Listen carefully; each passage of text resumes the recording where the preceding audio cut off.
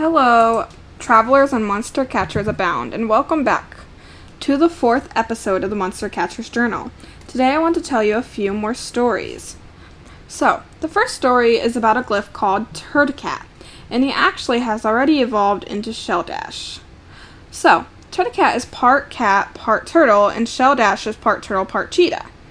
So this story starts in the Corvican Sea. It's far from the Undiscovered Desert in my town, Terraformia.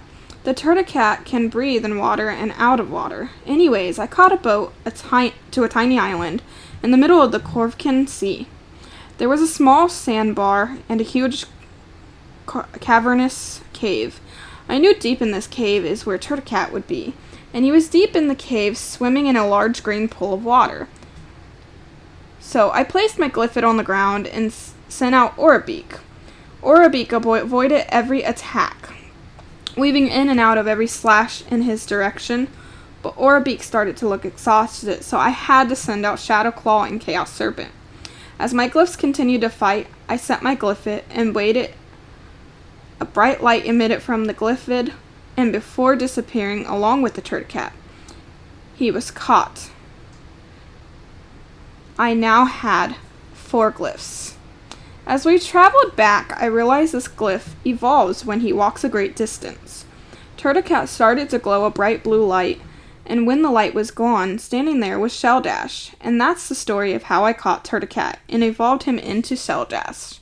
I hope you enjoyed the story. Okay, so now we're going to move on to my second story, and it's about the Reaper fish.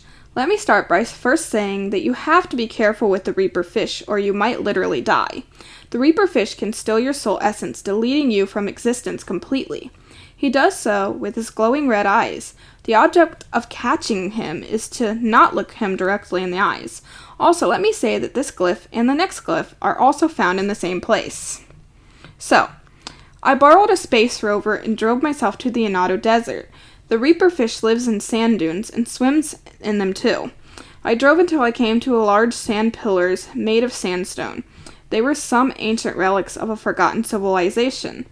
I got out of the rover and walked until I heard a noise so guttural and loud I knew it had to be the Reaper fish. And that's when it happened. He leaped from the sand looking gnarled and ugly. I placed my glyphid and set it, my glyphid closing, and lighten up with the symbol of a scythe. This next story we're going to talk about is the glowfish. So, this is the tale of the glowfish. The Undiscovered Desert stretched endlessly before me, its rolling dunes glowing faintly under Nibiru's 3 moons. This place was no stranger to me. I had been here before, and its dangers were etched into my memory. Last time I had come for the infamous Reaper fish, a glyph known for its lethal nature. This time, however, my target was equally deadly, but far more elusive. The glowfish. A glyph that floated gracefully through the air, radiating beautiful, hypnotic colors. Despite its ethereal beauty, glowfish was a predator, capable of turning the desert into a battlefield with the clever tactics that it used, So I stood on the crest of a dune, scanning the horizon. The desert was quiet. The only sound were the gentle whispers of the wind over the sand. Then I saw it, a soft, radiant glow drifting just above the dunes, shifting colors like a living aura. It was like the glowfish, it was the glowfish, and it was close enough for me to make my move. So, I crouched low, careful not to disturb the sand beneath my boots. Glowfish hadn't noticed me yet, which was a small mercy. Its glowing body pulsed gently, casting hues of blue, green, and purple onto the sand around it. His fins moved with a slow, deliberate grace, as if it were shimmering through the air. The creature's movements were mesmerizing, almost soothing, but I knew better than to fall for its allure. Gripping my glyphid, a small pyramid-shaped device used to capture glyphs, I crept closer. My heart pounded as I placed the glyphid on the ground, its faint glow bleeding with the light of the dunes. I activated it. The triangular panels unfolded and released a swirling vortex of light. The glyphid began to hum, drawing energy from the air around it. For a moment I thought it might work. The glowfish remained unaware, its attention focused elsewhere, but just as the vortex began to pull it in, the creature reacted. Its body flared with an intense burst of light, and I shielded my eyes as the desert around me transformed. So, when the light faded, I found myself surrounded. Where there had only been one glowfish, there were now dozens. Floating in a perfect circle around me, their glowing bodies formed a shimmering wall, cutting me off from the outside world. It was Clone Wall, one of the glowfish's most infamous abilities. I had read about this move. It created dozens of illusory copies, making it nearly impossible to tell which one was real. I froze, trying to think. Each glowing figure pulsed with the same mesmerizing colors. Moving in perfect synchronization, I couldn't risk attacking the wrong one. The real glowfish could strike while I was distracted, and its power was deadly. Rather than panicking, I decided to let the Glyphs do the work. The glowfish had created its clones to confuse and intimidate me, but I knew the Glyphs would recognize the real one. The device was designed to target the unique energy signature of a glyph, and illusions couldn't fool it. I stepped back, keeping my eyes on the glowing wall as I adjusted the Glyphs' position. The swirling vortex intensified, its light growing brighter as it searched for its true target. The glowfish clones pulsed and flickered, trying to overwhelm the Glyphs' sensors, but the device held steady. After a tense moment, the Glyphs locked onto its target, the vortex shifting slightly, pulling at one of the glowing figures. The real glowfish tried to retreat, its body flaring with light in its desperate attempt to escape. But it was too late.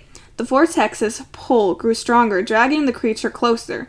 The clones flickered and disappeared one by one, their illusion broken as the real glowfish was captured. The Glyphs snapped shut with a final resounding click. The desert fell silent once more, the only light now coming from the moons above. I picked up the Glyphs, its surface warm to the touch. Inside, I could feel the energy of the glowfish, pulsing faintly like a heartbeat. So, after countless adventures and battles across the varied landscapes of Nibiru, I now stand proud as the handler of 5 extraordinary glyphs. Each one has tested my skill and courage in its own way, and together they form a powerful and diverse team. Here's a look at the glyphs that now accompany me on my journey. Aurabeak, which is my golden-beaked scarab. He's swift and agile, with razor-sharp feathers and a beak as long as steel. Aurabeak is my reliable scout and aerial combatant, always the first to spot danger from above. Its ability to manipulate wind currents makes it an invaluable asset in both battle and exploration. His key ability is the Wind Slash. Aurabeak sends out razor-sharp wind blades to strike enemies from a distance. My second, and one of my greatest glyphs, is Shadowclaw. He's a predator glyph, and he's a sleek and shadowy hunter. Shadowclaw moves with deadly precision. Its dark, shadowy body allows it to blend seamlessly into its surroundings, making it an expert in ambush tactics. Shadowclaw is my go-to glyph for stealth missions and nighttime encounters. His key ability is Phantom Strike. Shadowclaw vanishes into the shadows before delivering a powerful surprise attack. My next glyph that I want to talk about is Chaos Serpent. And Chaos Serpent is an elemental glyph. He's a serpentine creature that exudes chaotic energy. Chaos Serpent thrives in turbulent environments. Its coiling body and piercing gaze make it a commanding presence on the battlefield. Chaos Serpent is my powerhouse, capable of overwhelming opponents with its raw strength and elemental attacks. And his key abilities is Chaos Coil. Chaos Serpent wraps itself around enemies, unleashing bursts of chaotic energy. So, the fourth one I want to talk about is Reaper Fish, found in the dangerous sand dunes of Nibiru's desert oasis. Reaper Fish is deadly and it is graceful. Its sleek predatory form hides lethal barbs in a venomous bite. Reaper Fish brings versatility to my team, excelling in sand-based battle. So one final thing to glean about reaper fish is he's a sand fish, basically. He lives in sand dunes. Also, one more thing to note about the reaper fish is his key ability, Venom Surge. Reaper fish releases a cloud of toxic energy that damages and weakens foes. That's not his deadliest move, though. His deadliest move is Life Essence. It's an ability that allows him to steal all of your life essence, thus killing you. And the fifth glyph that has joined my team is Glowfish. He's an illusionist glyph. My most recent capture, Glowfish, is a mesmerizing yet deadly creature floating effortlessly through the air. Its glowing body radiates beautiful colors that hide its lethal nature. Glowfish's clever tactics and ability to create illusions make it a master of deception and control of the battlefield. His key ability is Clone Wall. Glowfish creates a wall of glowing duplicates, confusing enemies and shielding itself from harm. Each of these glyphs bring unique strengths to my team, completing one another in ways that make us a formidable force across Nibiru. Orabeak's speed and precision balance the raw power of the Chaos Serpent, while Shadow Claw's stealth and cunning pair perfectly with Glowfish's illusion-based strategies. Reaperfish acts as a versatile support, able to adapt to any terrain or enemy. Together, these 5 glyphs are more than just captured creatures. They are trusted companions. Their loyalty and strength remind me of the trials I faced to earn their trust, and each new battle only deepens their bond with this team. I'm ready to face whatever challenges Nibiru has in store, as long as I have my 6 glyphs by my side. I forgot to mention turticat when I was talking about all my glyphs. Turticat is an awesome glyph. It's part turtle, part cat. And the upgraded version, evolved version of this is part cheetah, part turtle. And it's an amazing glyph. Its most prominent ability is Shell Slash. And Shell Slash is an ability where the turticat jumps up in the air and jumps back down, slashing at its enemies, with its shell spinning in circles around its opponent. And so, now we are to the part that I wanted to tell you guys the most, about the stories of me and my glyphs when we went on vacation, just recently. So, a journey across Nibiru is what we call these stories. So, after months of intense battle, grueling hunts, and countless near misses, I decided it was time for me and my team, my glyphs, to take a break. My glyphs, Orabeak, Shadowclaw, Chaos Serpent, Turticat, Reaperfish, and Glowfish. And they had earned some much needed rest, so we set out on a long vacation across the stunning and mysterious landscapes of Nibiru. A journey that promised adventure, relaxation, and maybe even a few surprises. So, this first story that I want to talk about is the Sky Canyons of Azure Drift. Our first destination was Azure Drift, a series of floating canyons that hovered high above Nibiru's surface. The air currents were perfect for Orabeak, who soared joyfully through the skies, performing intricate loops and dives, its sharp cries echoing through the canyons, a sound of pure freedom. Glowfish floated alongside its bioluminescent glow, creating a dazzling display in the misty air. Meanwhile, Turticat, with its sturdy body and relaxed demeanor, lounged on the edge of a canyon, enjoying the cool breeze. Even Shadowclaw seemed to appreciate the serenity, perched silently on the ledge as it watched Orabeak's aerial acrobats. As for me, I marveled at the breathtaking view, feeling a rare sense of peace. Chaos Serpent, however, grew restless, its coiling body sparking faint burst of energy. It wasn't long before it decided to stir things up by slithering to the edge and releasing a playful burst of chaotic energy that sent a gust of wind through the canyon, scattering mist and causing Orabeak to squawk indignantly. Our next we traveled to the Crystal Bog, a glowing swamp filled with bioluminescent plants and shimmering pools. This was Glowfish's element, and it floated gracefully above the glowing waters, its radiant body blending perfectly with the luminous surroundings. Turticat wandered cautiously through the bog, its turtle shell protecting it from the occasional splashes of water. Reaper Fish, however, was not in his elements.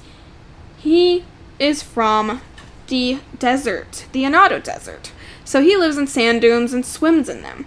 He can't breathe in the water because of this, so Shadowclaw prowled through the undergrowth, its dark fur blending with the shadows, because he has fur that's made entirely of shadows, but cast by the glowing plants.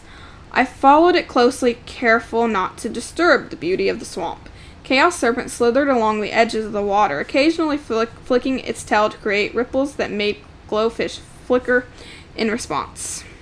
At one point, Glyphs decided to show off its abilities, creating an array of shimmering clones that lit up the entire bog. The display was so mesmerizing that even Shadowclaw paused, its usually stoic face softening in admiration. From the glowing depths of the bog, we traveled to the open expanse of the Xanthorath Plains, where golden grasses stretched endlessly under the light of Nibiru's two suns. This was a perfect spot for Turticat to roam freely. With its antlers glowing faintly, it led the way through the tall grass, its steady pace setting a calm rhythm for the rest of us. Orabeak took to the skies again, occasionally diving to snatch shiny objects hidden in the grass. Much to Turticat's annoyance, Reaper Fish stayed close to him, diving down beneath the golden dirt of this dry place. Chaos Serpent also loved the warmth of the plains. It slithered through the grass with surprising speed, occasionally scaring small creatures that scurried away in fright. Shadowclaw stayed close to the group, its sharp eyes scanning the horizon for potential threats. One afternoon, we stumbled upon a sparkling stream that wound its way through the plains. Reaper Fish didn't really like it, but Glyphs leapt in without hesitation, splashing water onto everyone. Even Turticat, usually so composed, couldn't resist the cool water. Dipping his paw in while Reaper Fish created a small ripple with one of his fins along the surface. But he didn't dare dive in. Reaper Fish lives in the desert and breathes air. He can't breathe underwater. And if his body touches, his whole body touches the water, he could die. For the final leg of our journey, we ventured to the Twilight Caverns, a series of underground caves filled with the glowing crystals and strange echoing sounds. The caverns were dark and mysterious, a stark contrast to the open beauty of the plains. Shadowclaw led the way, its eyes glowing faintly in the darkness as it navigated the twisting tunnels. Glyphs provided light, its bioluminescent body casting colorful patterns on the walls. Turticat stayed close, its sturdy frame and calm presence keeping everyone grounded. The deeper we went, the more the caverns revealed their secrets. At one point, we found a massive underground lake, its surface reflecting the crystal-studded ceiling like a mirror. Reaper Fish did not dive in because, once again, like I said, he cannot be in water or he'll die. Orabeak surprisingly decided to stay close to me, its usually bold demeanor replaced by curiosity as it watched the crystal shimmer. Chaos Serpent seemed energized by the caverns, its chaotic energy sparkling faintly as it coiled around a cluster of glowing stalagmites. As our vacation came to an end, I couldn't help but reflect on how far we'd come as a team. Each glyph had its own unique personality and strengths, and together we had formed a bond that went beyond simple partnership. Orabeak's courage, Shadowclaw's precision, Chaos Serpent's raw power, Turticat's steadiness, Reaper Fish's adaptability, and Glyphs' mesmerizing abilities all completed each other perfectly. Our journey across Nibiru had been more than just a vacation. It had been a celebration of that bond. As we made our way back home, I felt a renewed sense of purpose. With this team by my side, there was no challenge we couldn't face, no adventure too daunting. Together, we're unstoppable. And that, my friends, is the true feeling that you get from owning a glyph. And I'm sorry that this episode is a little short, but I'll see you again next time on the Munchercaster's Journal. Bye.